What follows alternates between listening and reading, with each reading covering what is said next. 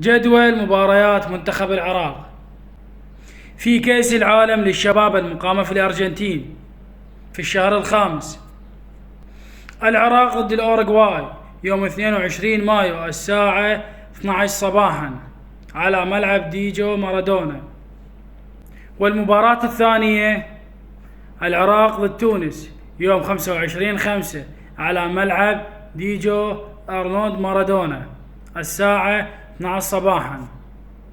والمباراة الأخيرة يوم 28/5 ضد إنجلترا الساعة 11 مساء على ملعب ديجو مارادونا. توقعاتكم مباريات منتخب شباب العراق، ماذا سيقدم في هذه البطولة؟